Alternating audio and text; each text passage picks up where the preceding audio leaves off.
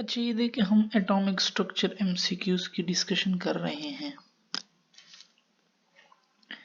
हमारे पास पहला एमसीक्यूज है कि फॉर प्रोडक्शन ऑफ कैरेक्टरिस्टिक की एक्सरेज आ गए तो की एक्सरेज तब होती है जब कोई ट्रांजिशन हो पहले शेल में। तो अब यहाँ पे देखो कहाँ पे पहले शेल में ट्रांजिशन हो रही है, सी वाले ऑप्शन में पहले शेल में ट्रांजिशन, तो ये हमारे पास की एक्सरेज प्रोड्यूस करेंगे। सही है। अब हमारे पास दूसरे एमसीक्यूज आ जाते हैं, उसमें कह रहे हैं कि the magnetic quantum number for the last sub orbital having 3 electron in phosphorus. अब फास्फोरस का जो लास्ट इलेक्ट्रॉनिक कन्फिग्रेशन है ना हमारे पास है 3s2 3p3। अब ये लास्ट 3 का कह रहा है तो हम ये ऑर्बिटल बना लेते हैं, इसमें भी एक, इसमें एक, इसमें एक, हमारे पास -1 0 +1, तो -1 0 +1 और करेक्ट ऑप्शन। बाकी तो होते भी नहीं, -1 0 -1 आता ही नहीं है, -1 +2 भी नहीं आता, +1 ये सारा गलत है भाई। Energy of an electron in first excited state of hydrogen atom. सबसे पहले तो फर्स्ट एक्साइटेड स्टेट का मतलब है हमारे पास ये सेकंड शेल की बात कर रहा है, ठीक है। अब हमारे पास जो सेकंड शेल में हमारे पास होता है 3.4 इलेक्ट्रॉन वोल्ट। अब इसमें इलेक्ट्रॉन वोल्ट में तो नहीं दिए, इसमें हम वैल्यू पुट कर लेते हैं 1.6 × 10⁻⁻19। इसको जब आप सॉल्व करोगे तो हमारे पास तकरीबन 0.54 × 10⁻18 हमारे पास आंसर आ जाता है। Particle involve in ordinary chemical reaction, तो इलेक्ट्रॉन ज्यादातर इन्वॉल्व होते हैं हमारे पास रिएक्शन में। Which list show electromagnetic wave in order of increasing frequency, तो ये हमारे पास होता है RMIVUXG,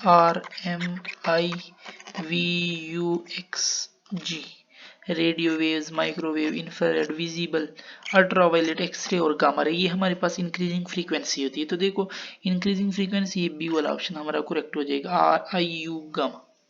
the charge is reduce to half then the Rydberg constant. अच्छा, रेडबर्ग कांस्टेंट का जो चार्ज के साथ ताल्लुक है ना वो हमारे पास e⁴ है। अगर ये 1/2 हो जाएगा और उसकी पावर 4, तो ये कितना होता है 2 × 2 × 2 × 2, 2 2 4 4 2 8 2 16, तो ये 1/16 and R/16 is our correct option. Two atom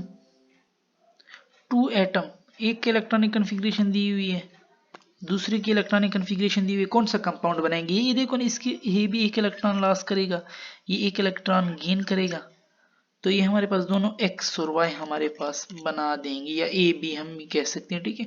दूसरे तो लॉस नहीं कर सकते क्योंकि वो फुल फील्ड है, ये भी फुल फील्ड हो जाएगा तो इनकी एनाइजेशन एनर्जी ज्यादा हो जाएगी, तो वो तो इजीली लॉस नहीं कर सकता, तो इसलिए a is our correct option. अब हमारे पास है the energy difference between energy level of the hydrogen atom. Energy difference जो होता है ना वो डिक्रीज हो रहा होता है with increasing energy.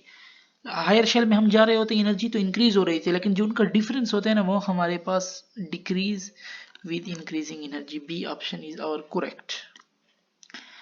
In the discharge tube emission the cathode ray required high potential and low pressure. High potential and low pressure is our correct option. देखा भी होगा बहुत ज्यादा वोल्टेज और काफी कम प्रेशर जरूरत होता है डिस्चार्ज ट्यूब में, तो high potential and low pressure is our correct option. The constant of EM ratio of electron. अब हमें पता है कि charge to mass ratio of electron जो होती है ना वो कांस्टेंट होती है, वो किसी चीज पे डिपेंड नहीं करती, तो ये electron are universal constant for all matter. सारों का इलेक्ट्रॉन सेम होता है ना, किसी का इलेक्ट्रॉन डिफरेंट तो नहीं हो सकता। The charge of electron effect of electric field, तो ये हमारे पास मिलीकन ने हमारे पास दिया था। Which has longest wave length. अभी हमने पढ़ा कि जो हम इस साइड पे जा रहे थे RMIVUXG, इस तरफ फ्रीक्वेंसी बढ़ रही थी, एनर्जी बढ़ रही थी, तो वेव लेंथ हमारे पास कम होगी इस साइड पे, तो यहाँ पे लॉन्गेस्ट हमारे पास किसकी होगी? इंफ्रारेड की हमारे पास लॉन्गेस्ट वेव लेंथ होगी। हम आ जाते हैं इसमें। अच्छा, continue absorption spectrum is obtained from excited atom. Simple question. Excited atom who postulate the equation for Bohr. Bohr ने इसके बारे में बताया था हमें। Total energy of hydrogen atom in its ground state is negative, क्योंकि वो बाउंड होता है ना इलेक्ट्रॉन, तो इसलिए उसके हमारे पास एनर्जी जो होती है ना वो नेगेटिव में आती है। The energy of electron when the excited state when n is equal to 4। अच्छा, एनर्जी का हमारे पास होता है 13.6 डिवाइड बाय n स्क्वायर। अब ये 13.6 n हमारे पास के 4 है, 4 की पावर 16, तो आंसर 1 से तो हमारे पास आंसर कम होगा, 1 से आंसर कौन सा कम है, 0.85 इज आवर करेक्ट ऑप्शन। अब हम आ जाते हैं the part of electromagnetic spectrum in which Lyman series lie. Lemon पहली और लाइमन सीरीज कहाँ पे होते हैं हमारे पास, वो हमारे पास अल्ट्रावायलेट में आता है। पहले हमारे पास बाल्मर हमारे पास विजिबल और बाकी जो है वो हमारे पास इंफ्रारेड में हमारे पास आते हैं। सो लेमन सीरीज हमारे पास अल्ट्रावायलेट में हमारे पास आ जाती हैं।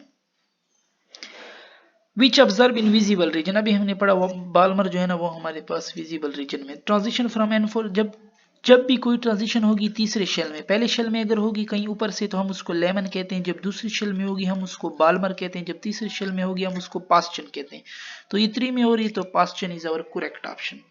Wave nature of electron is illustrated by diffraction, और पार्टिकल नेचर फिर हमारे पास photo electric effect, quantum effect. How many difference value of M is if, अच्छा एम की कितनी वैल्यू होगी, जब एम की वैल्यू हम एल से सीधा मालूम कर सकते हैं ना। जब हमें एल की वैल्यू गिवन है 4, अब हमें पता है जब एल 0 होता है तो उसमें एक ऑर्बिटल होता है यानी एस होता है। एल अगर हमारे पास 1 हो तो उसमें 3 ऑर्बिटल होते हैं यानी पी। एल अगर हमारे पास 2 हो तो उसमें 5 ऑर्बिटल होते हैं यानी डी। एल अगर हमारे पास 3 हो तो उसमें 7 ऑर्बिटल होते हैं यानी एफ। एल अब इसने हमें 4 दिए हुए तो हमारे पास इसमें 9 ऑर्बिटल होंगे यानी 9 एम की वैल्यूज होंगी, और हमारे पास जी सब शेल हो गई हमारे पास, तो 9 is our correct option. Number of orbital in M shell, किसी भी शेल में हम जब ऑर्बिटल मालूम करते हैं ना तो हमारे पास फार्मूला होता है एन का स्क्वायर। अब के एल एम के लिए एन वैल्यू क्या होगी 3339, ये तो एक शॉर्टकट है, 9 इज आवर आंसर। लेकिन अब कंसेप्ट क्या है, पहले शेल में सिर्फ एस होता है तो उसमें एक ऑर्बिटल होता है, दूसरे शेल में एस भी होता है पी, तो इसका एक ऑर्बिटल इसके 3, तो ये हमारे पास 4, और तीसरे शेल में हमारे पास एस भी आ जाता है, पी भी आ जाता है, डी भी आ जाता है, तो इसमें 1, इसमें 3 और इसमें हमारे पास 5, तो 5 3 8 और 1 9, तो 9 ऑर्बिटल हमारे पास हो जाते हैं तीसरे शेल में। Maximum number of transition place if N is equal to 5, अच्छा कितने लाइन होंगे अगर 5 नंबर पे शेल पे गया हो, तो हमारे पास ये फार्मूला है n2 माइनस n1, फिर हमारे पास n2 minus n1 plus 1 divided by 2।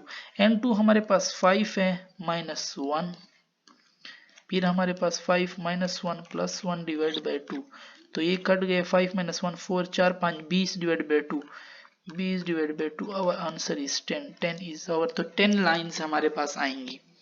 N orbital में नेवर ऑक्यूपाई 3 इलेक्ट्रॉन, ऑर्बिटल में एक इलेक्ट्रॉन भी हो सकते हैं, 2 भी हो सकते हैं, कोई भी नहीं हो सकता, लेकिन 3 इलेक्ट्रॉन वो नेवर ऑक्यूपाई करते हैं। Nitrogen has 3 ampere electron, half field stable, हमारे पास हुंस रूल इस नाइट्रोजन की हाफ फील्ड स्टेबिलिटी को बयान करता है, ठीक है। अब हमारे पास आ गया electronic configuration of scandium, scandium 21 है, स्कैंडियम हमारे पास कितना है 21, तो हम अगर इसकी कर ले 1s2 2s2 2p6 3s2 3p6 4s2 3d1, ये हमारे पास 21 पूरे हो गए। ओके, तो 4s2 3d1 लास्ट देख लें, 4s2 3d1 4s2 3d1 is our correct option. X ray are widely use as diagnostic tool because high penetrating power की वजह से ये हमारे पास यूज होती है। Which has highest ionisation energy, half filled जो होते हैं ना, अब लेट ये 2p4 है ये 2p3 है, अब ये तो है उससे आगे, लेकिन हमारे पास ये हाफ फील्ड है तो इसकी आयोनाइजेशन एनर्जी पीछे वाले से ज्यादा हो जाएगी। इसी तरह 3s1 है 3p3, इसकी तो ज्यादा होगी, लेकिन ये फिर तीसरे शेल में आ गए तो इसकी साइज बड़ी होगी, तो पीछे वाले दूसरे पीरियड वाले से इसकी कम होगी, तो ये दो तो चले गए, ये भी चला गया, ये भी, क्योंकि ये तो तीसरा शेल है, और तीसरे जब शेल बढ़ते हैं तो आयोनाइजेशन एनर्जी कम होती है, तो उसने तो हाईएस्ट की पूछा, तो ये दो आ गया, ये तो दोनों एक ही पीरियड में है, लेकिन ये हाफ फील्ड है तो इसकी हमारे पास आयोनाइजेशन एनर्जी फिर ज्यादा हो जाएगी। रदरफोर्ड स्कैटरिंग एक्सपेरिमेंट डिमोन्स्ट्रेट, इसने रदरफोर्ड ने हमारे पास nuclear model of an atom दिया था, find incorrect. Ionic bond non directional, सही है। Covalent bond crystal made up of molecule, सही है। कोवेलेंट बॉन्ड नॉन डायरेक्शन, गलत। कोवेलेंट बॉन्ड हमारे पास डायरेक्शनल होते हैं और आयोनिक बॉन्ड हमारे पास नॉन डायरेक्शनल होते हैं।